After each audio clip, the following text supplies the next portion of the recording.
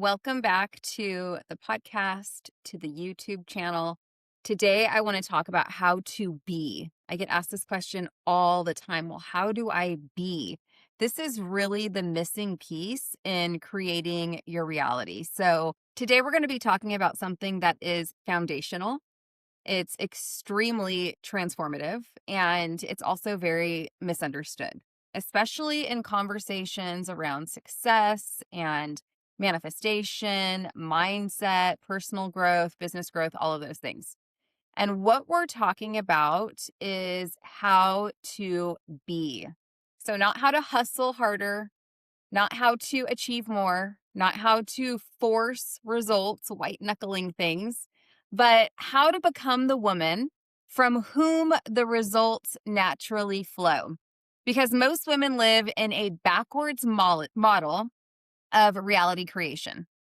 So we are taught first you do the work, then you have the result, and finally you're going to get to be confident or secure, peaceful, successful, loved, admired, whatever it is. But that is not how creation actually works. And interestingly, it's not how the Bible describes creation either. So I want to talk a little bit about the order of creation. When you read the book of Genesis, you see something extraordinary. And I don't know if you've ever seen this before, but I have been studying this and I love this.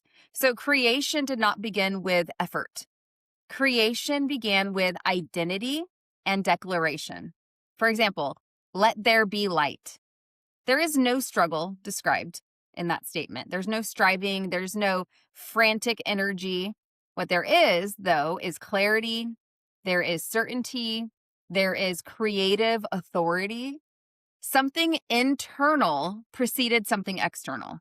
And whether someone interprets Genesis literally or spiritually or symbolically, the pattern remains. It's profoundly instructive. So creation flows from being, from knowing who you are, from identity, from alignment. It's not from chasing anything. And this is where the concept of be, do, have becomes so powerful because you don't do your way into being. You be your way into doing. Let me say that again. If you're taking notes, if you're like me, I'm a big note taker. You do not do your way into being. You be your way into doing. And I want to talk about why most women live, do, have, be. So they have it backwards because most women are operating from I'll be confident when, or I'll feel secure after, or I'll relax once this happens. So life becomes a constant state of pursuit. That's why women feel so burnt out. And I personally experienced this pattern for years. I lived it. I believed that the next achievement would create the inner state that I was craving. So the next milestone in my life or business, the next income level, the next external validation. But what I discovered along the way is that sometimes this happens, really gently, and sometimes this happens actually painfully, is that external success without internal embodiment feels unstable. So you achieve, this may sound familiar for you because this is literally from my personal experience. You achieve something, but you don't feel good about it. You don't feel anchored. Or you receive something that you thought was going to be amazing and awesome, but you actually don't feel safe with it. Or you grow, but you always feel like you're constantly bracing for loss because your being didn't change, only your circumstances did. And the thing is, you can take radical action and change circumstances, but that's not sustainable. You can only do that for so long. You're going to end up hitting a ceiling, a burnout point where just mechanical action will only take you so far. So I'll share a little bit of a personal story here when this actually shifted for me. There was a season in my life where I was constantly asking, what do I need to do to get there, wherever that was? So what do I need to do? I need more strategy. I need more planning. I need more effort. And yet I felt exhausted all the time. I felt very disconnected from the life that I was trying to build. And what shifted everything was a radically different question. I asked myself, who do I need to be for this reality to feel natural? So, not performative, not forced, but natural. So, for example, when I began embodying a woman who trusted herself, my decisions started to change. I was no longer making decisions from fear or from scarcity or from lack or from comparison. When I began to embody a woman who valued her energy, my pace changed. I stopped overgiving. I stopped pouring from the empty cup. When I embodied a woman who felt safe receiving, my relationship with effort changed. I didn't feel like I had to exhaust myself in order to get results. I knew the results would come if I became the woman who could hold it. So nothing external changed overnight, but internally everything started to shift, to reorganize. And once that happened, life began responding differently. So let's talk about what being actually means. Let's make this really practical for you because being is not pretending.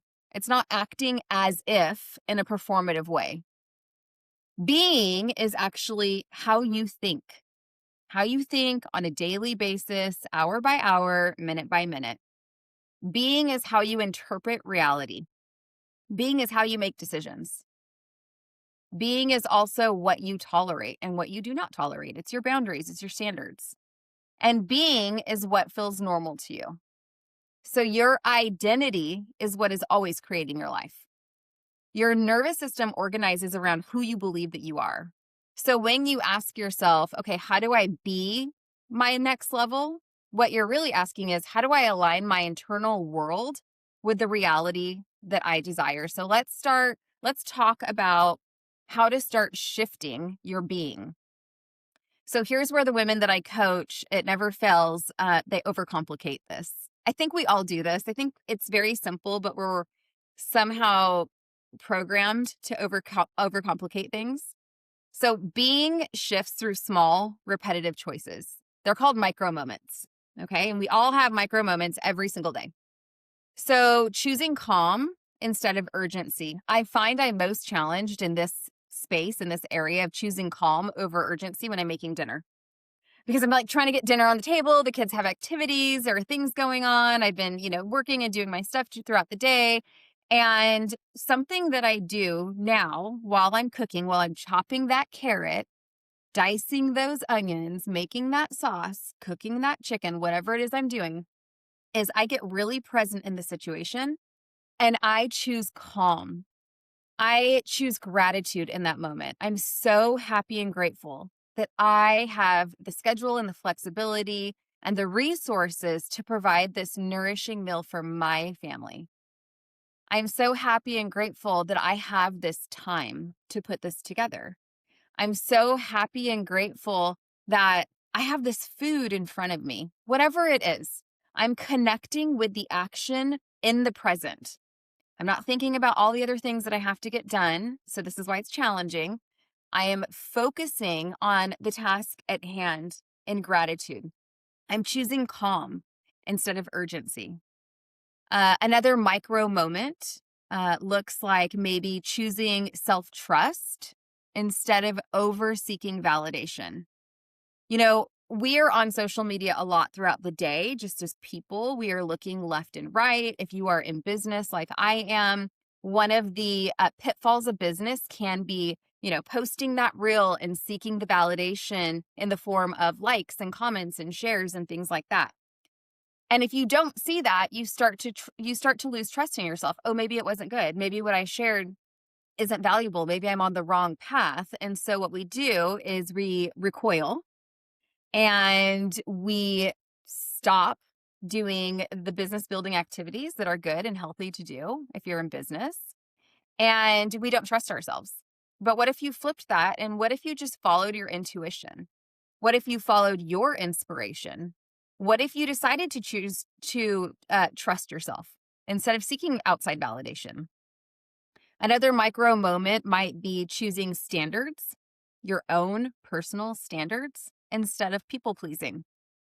For example, if you have a standard that on Mondays, the first 4 hours of a Monday, you are going to plan your week, you are going to block your time so that you know exactly what your week is going to look like as far as you can control it, but somebody needs you during that time.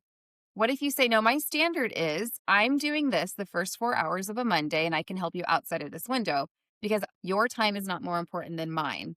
Women are often, this is not always, but often chronic people pleasers. Another micro moment that I see a lot is what if you choose alignment instead of fear-driven reaction? Here's a great way to know if you are making a reactive decision out of fear versus out of alignment, okay? So when you have a decision before you, you immediately feel the fear bubble up like, oh, I don't think I can invest in that person, or I can't invest in that coaching program, or I can't do this, or I can't do that, or I'm not sure if I have the time, or I'm right. You have that moment where you are in fear. You really want to do it, but you're in fear. What you can do instead is you can ask yourself, what would the most elevated version of myself do in this situation right now? What would she choose? And you will know immediately, I'm going to invest in that coach. I am going to take that class.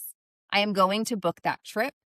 I am going to hire that trainer, right? So you're no longer in a fear-driven reaction. Instead, you are choosing something that is deeply aligned with your most elevated self. And this is the thing, every choice is identity rehearsal. You're always practicing who you are. And a lot of times what you're rehearsing are moments and decisions and situations from the past. It's just on a loop. And so getting mindful here breaks that loop. So instead of asking, what do I need to do to become her? Ask yourself, what would the woman, just like I just said, what would the woman who I'm becoming choose in this situation? What would she do? And that question will change everything, guaranteed. Okay, so I want to explain why be, do, have is the real formula for success here. Because when your being shifts, doing just becomes easier. Effort becomes really clean. It's not messy. Effort becomes very focused, and action becomes aligned instead of frantic. I don't know what to do, so I'm going to do all the things. So many of my coaching clients, my one-on-one clients, and even those who are in my community, they operate out of this frantic energy of, I'm not sure what to do, so I'm going to do all of it. I'm going to be on every social media platform. I am just going to spread myself as thin as possible because if I'm not everywhere, then I'm nowhere. And we have to reverse that thinking. Having has to become the natural byproduct of who you're being, because life is no longer resisting who you are. It is responding to who you have become. So if this conversation is resonating with you, if you can feel that you've been trying to do your way into a reality that actually requires a shift in who you're being, I want to invite you to something really special. I want you to join me for my live 3-day Zoom event where we're going to go really deep into this content and into coaching. And that is happening on April 8th, 9th, and 10th. This experience is personalized. It's really designed to help you shift your identity, to start stabilizing your beliefs, to understand what those even are, to embody your next level, and to align when it comes to this idea of who am I being? Who I'm being informs what I'm doing, and what I'm doing informs the results that I see, what I have. So you're going to find the registration link in the show notes, and I would love to support you there. But I want to leave you with this. The book of Genesis in the Bible shows us that creation begins internally, and your life is no different. You are a creative being made in the image of the Creator. You are a co-creator with God in your life. You're not a victim to your circumstances, I promise you. You actually have authority when it comes to how you create in your life. You don't become confident after you experience success. You become confident and then success follows. You don't become peaceful after things settle down in your life. you become peaceful and your life reorganizes around that peace. So I want you to ask yourself today, who do I need to be for the life I desire to feel natural? Who do I need to be for the life that I desire to feel natural? And then begin there. Now, I want you to go and be the woman that your future is waiting on. See y'all next time. Be blessed.